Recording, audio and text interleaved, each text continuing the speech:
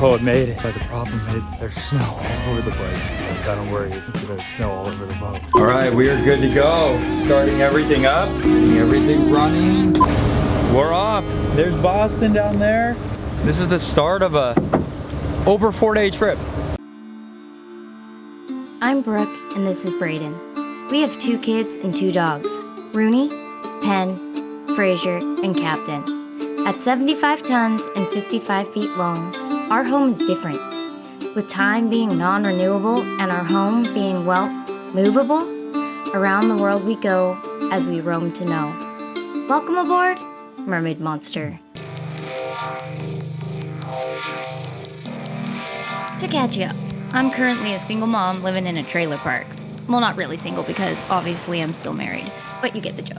I hope. And if you are confused, go watch the previous episode. Have no fear, I'm about to go meet him on the East Coast. Anyways, welcome to a new episode. Doesn't it look dreamy? Just don't tell Braden about this scene because he thinks I had a miserable time back in sunny California. Well, I'll just show you. There it is right there. And if it's like all the other boats, there's gonna be snow all over it. I never thought I'd be shoveling snow on my boat. I don't think I've ever shoveled snow. It's been like good 15 years since I've shoveled any snow. Cannot believe it. Wow, I cannot believe it. There's snow up there? Oh my goodness, look at the snow. Oh, it's crunchy. I got my California sandals on.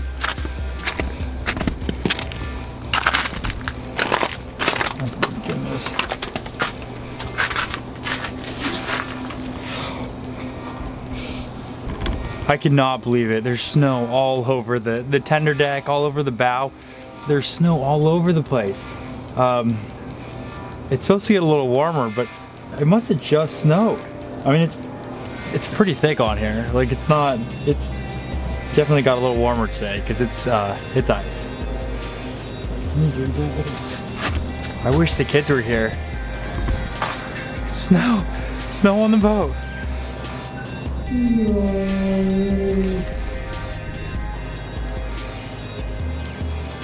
That's okay. Captain, what is all this? What is all this? You need to take off your leash. There's snow everywhere. All right, I'm back on the boat. You know what's really annoying? There's about 3 smoke alarms that have their batteries that are dead, so they're all chirping. I only have one 9-volt battery on the boat. So I guess I could just take them off and I guess that's the solution. I don't have to live with it. I'm really tired. It's about midnight. Wow. And we gotta shovel snow tomorrow.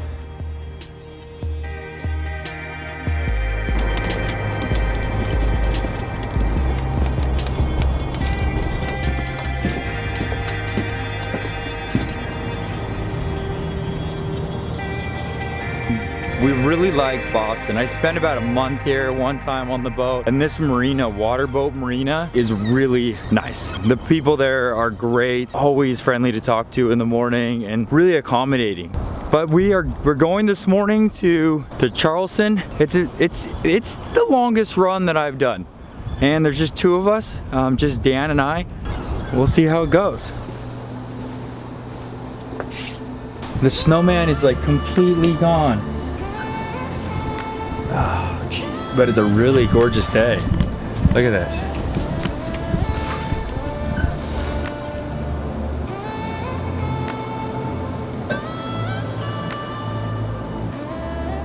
All right, it is freezing today. It's 37 degrees outside. Dan missed his train that he was gonna take to Boston, so I gotta go pick him up. So I'm almost here. Okay, I'm almost here. I'm gonna grab Dan, and then I think Dan's been in Maine a little too long, and I think he is ready to get south. I just went in the post office. That post office used to be open 24 hours a day. It's 6:30 right now. It's the earliest post. Guess what? See yourself in here? That post office used to be open 24 hours a day. 24? No. 24 hours a day, the only post office in the state. No kidding. It's Probably closed in the on, world. Closed on Saturdays and Sundays still though? Or? No, open holidays, Christmas, New Year's, anything. Yeah, right. When Dan and Braden got back from mailing out some Patreon swag, it was go time. But first, he had to get the pooch out, as well as admire the snow one last time. California boy. Knows what snow is, but he's obviously a little confused. What the heck is going on? Everything's almost melted. Can you believe that?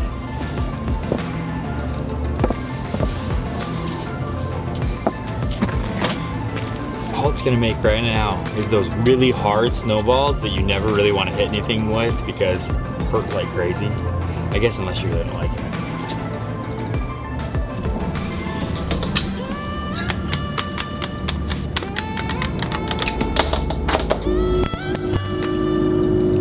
All right, we are good to go. Starting everything up, getting everything running.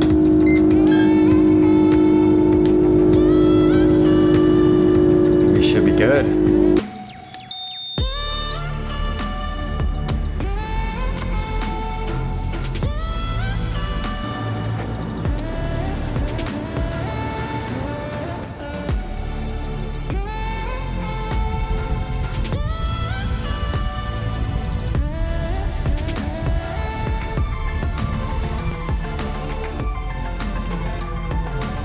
We're off. There's Boston down there. But we are headed out. We'll be going through the Cape Cod Canal in a little bit, going with the tide, and this is the start of a over 4-day trip.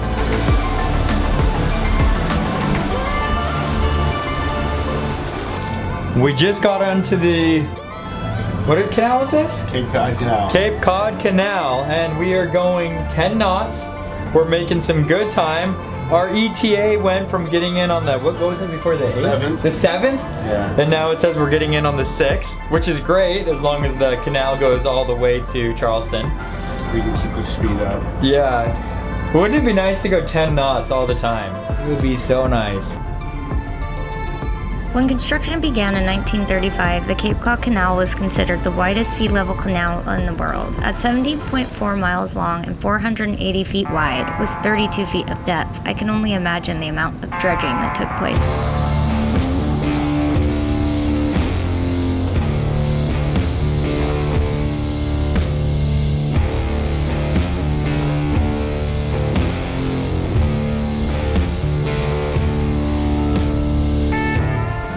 Dan fixed our nav screen. We have the Mega Nav. What do you got going on? From the phone to the... Look at that. Look at that. Check out the new navigation screen. It's all touch screen. This is super expensive stuff right here. Hide the phone. Whoa, whoa, whoa! Other way! No! You ruined the trick. These monitors cost an arm and a leg. This monitor here costs like the price of a sock. This thing was $100. $100. This thing's $100. This thing right here, even though it's old, those things are, you don't even want to guess what that thing costs. This is just your phone to the TV. There we go. Do you feel like a sailor? This is how a sailor would do it. This is how a sailor would do it. Not at all. I guess the difference between us and a sailor is that a sailor would be wearing much different clothing because it's 41 degrees outside and we are, ooh, it's toasty. Nice and toasty. It's toasty, yeah. That is a big difference here. We're going through Tower Bridge. Is that the name of it? I don't know what the name of this bridge is, but it looks like, yeah, I would believe it. It looks like a Tower Bridge, huh? If you said that, I would believe it. So we're going through the canal right now. We're going about 10 knots. And we're going 11 knots? Wow, 11 knots. So before we got to the canal, what were we going, about 7 knots? Yeah. So it's about 3 knots of current, is that right? Yeah. About 3 knots of current here. Yeah, it feels great going through here, but Anne has to pay attention, like, You know, he's got to. Yeah, he's got to be on it because that current could push you the wrong way really quickly, and it also could make it pretty difficult to maneuver if there was a larger vessel. But there's a lot of room in here, and Dan's an expert. So we're Canal Patrol just passed us. The Canal Patrol passed us because we're speeding. They're gonna pull us over. We're speeding. I think it's 12 knots is the speed limit. Oh, we're just under the speed limit. Yeah. But I think we're good in this boat. The speed limit. They're not gonna get us to the speed limit in this boat. But so it feels really good. But I wouldn't do it at this speed the first time going through. That's for sure. We're just about out of the canal here. Yeah, the Maritime Academy's up here. That'll be cool to look at. The sun sank beneath the horizon as the boys put the first day behind them. Most of the technical captaining was out of the way, so they were able to relax a bit more.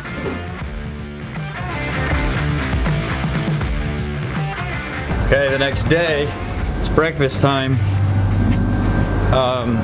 Took shifts all night. It's pretty good outside. Not so bad. I was just talking to the camera.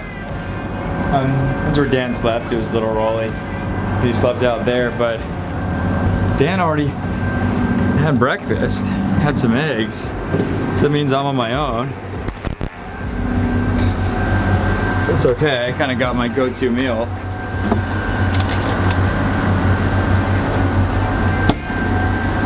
Mac and cheese. That'll make a good breakfast.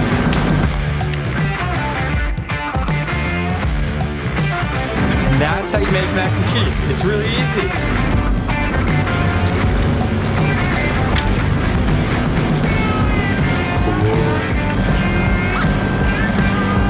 And we got a beer.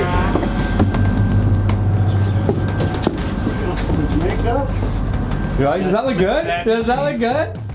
Guaranteed to gain 10 pounds before I see Brooke next. That's all you've eaten is mac and cheese? No. Don't say that. Don't say that. That beats out mac and cheese. 5 minutes and you're good? Brooke's like, you can't cook. And I said, well, I know how to make mac and cheese and green beans. I know how to do the green beans. I think I'm okay. I think I'll be fine on this one.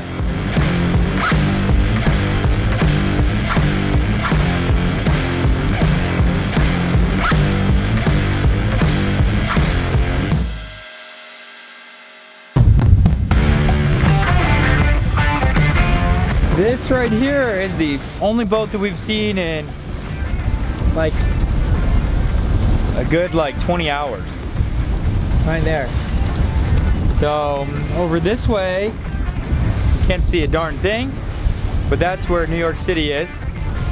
And taking a little bit of spray on the bow. It's the second day underway, day 2. Kind of getting into a little bit of a rhythm. I went to bed last night about 6 o'clock. I woke up at 12 o'clock and it's about 6 a.m. in the morning right now. So Dan took it from, so I feel like I got a good night's sleep, right? I got 6 hours of sleep, maybe 5 hours, takes a little bit to get to sleep. Got to wake up a little bit before you come up. And I'll take like a 2-hour nap this morning and then we'll probably be pretty good, I think. It's starting to get a little bit warmer, but it's kind of playing a little bit of tricks on us, but because we're going into the wind right now, and because it feels like this swell is moving at us really quickly, it gives you the impression when you're in there that you're going extremely fast. We're going about 8 knots right now, which is decently fast, but I mean, to everyone else, it probably always seems slow. But if you were out here, I think you'd see it. It just gives you that appearance that you're like going much faster than you are because the way the waves are moving across the bow. What do you see? Shark. A shark? Where is he? On the water, it turned blue on it too. Wow. Oh wow. I thought that was a bag. I saw the fin just sitting up there, yeah.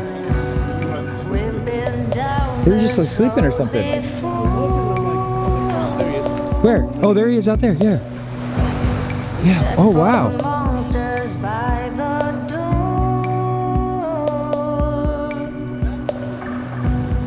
Okay. And it makes you feel stuck inside a wheel.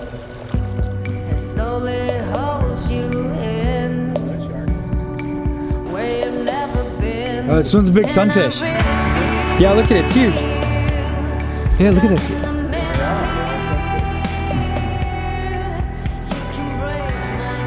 Weird. So I totally thought we had engine problems. Because when you're downstairs and the engine just stopped, you think, oh, something's got to be wrong. But I come up and there's these beautiful sunfish. They look pretty cool. All right, so you'll notice everyone's got shorts on today. It's 67 degrees outside, which feels really nice. It's almost the same temperature. The water and the air are the same temperature. The water, yeah. It is, look at that. About the same. So does that mean if you get in the water, you have no idea? Take more. I'm at the end, you're at the start.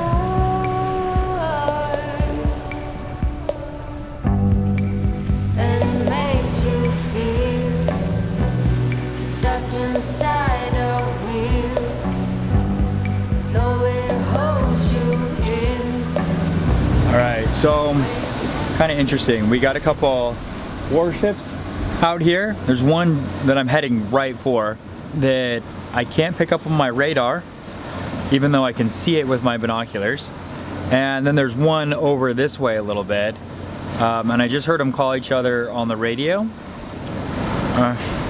I normally try to steer far away from any sort of commercial boat or military boat, but I'm not even seeing this one on the radar, so I'm curious to what it is. So Dan and I were just talking. We are, how far are we now? How far along? Yeah. 392 miles. And this is our third day, right?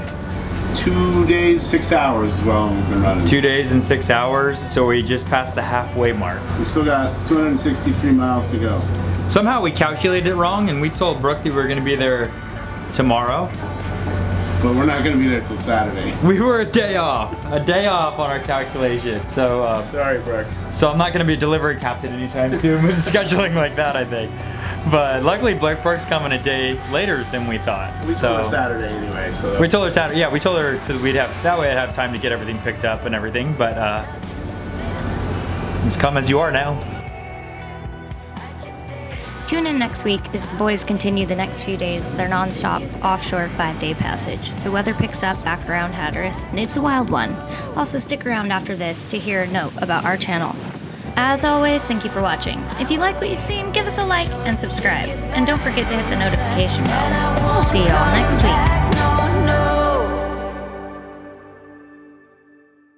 Hey everyone, Brooke here. I need to explain this because it seems like we're getting a lot of questions on why don't you have YouTube comments? I feel like I have to explain this every once in a while. It's very frustrating. It's not me, it's them being YouTube. Braden and I did not disable our comments. Again, we did not disable our comments. We would love to have our comments. It's been almost 2 years now of me fighting YouTube. They took them away amongst a lot of other channels that had little kids on their channels. They're saying they're protecting minors. We fall into this gray area because we're not a made for kids channel, but we have kids in our videos and the algorithm automatically flags our channel. I am working and trying still to get them to take that restriction off. Because of that, it hurts our engagement. Obviously, we can't engage easily with our viewers unless you go to our community section and comment there. That is one way you can reach us, or Facebook or Instagram. It is very frustrating when we don't get fair engagement and we're not recommended, and that's how you grow your channel. If you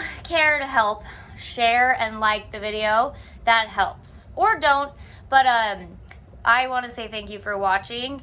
If you are one of those subscribers, I appreciate it, and I hope you enjoy the show. Genuinely, I really do. So that hopefully clears things up and why we don't have comments on our channel. We're frustrated just like you.